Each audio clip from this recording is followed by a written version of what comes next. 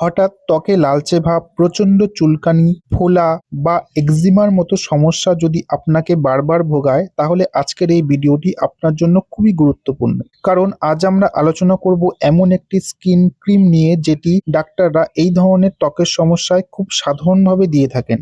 নমস্কার বন্ধুরা, আমি সুব্রত বিশ্বাস, আপনি দেখছেন হেলথ নলেজ বাংলা। আজকের ভিডিওতে আমরা বিস্তারিতভাবে জানাবো ডিপ্রোভেট আরডি ক্রিম সম্পর্কে। এই ভিডিওতে আমরা বুঝবো এই ক্রিমটি কি কাজে ব্যবহার করা হয়, কিভাবে কাজ করে, কিভাবে লাগাতে হয় এবং ব্যবহার করার সময় কি কি সাবধানতা জরুরি।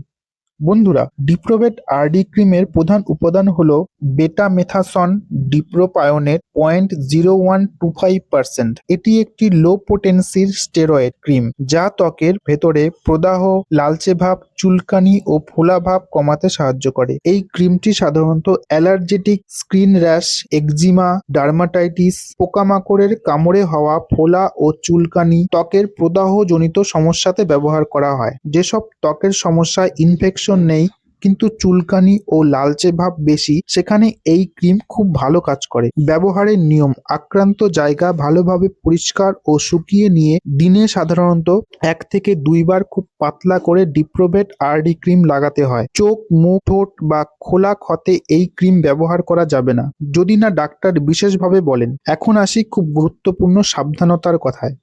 বন্ধুরা, এটি একটি স্টেরয়েড ক্রিম, তাই নিজের ইচ্ছামতো বা দীর্ঘদিন ব্যবহার করবেন না। ফাঙ্গাল ইনফেকশন, দাঁত, ঘামাচি, ব্রণ বা মুখের ওপর এই ক্রিম লাগালে সমস্যা আরো বেড়ে যেতে পারে। শিশুদের ক্ষেত্রে মুখের ত্বকে ব্যবহার করার আগে অবশ্যই ডাক্তারের পরামর্শ নেওয়া জরুরি। সম্ভাব্য সাইড এফেক্ট: দীর্ঘদিন বা ভুলভাবে ব্যবহার করলে ত্বক পাতলা হয়ে যাওয়া, ত্বকের রং পরিবর্তন, অতিরিক্ত শুষ্কতা বা জ্বালাপোড়া হতে পারে। তাই নির্দিষ্ট সময়ের বেশি এই ক্রিম ব্যবহার করবেন না। সবশেষে বন্ধুরা, মনে রাখবেন, ডিপ্রোভেট আরডি ক্রিম একটি প্রেসক্রিপশন মেডিসিন।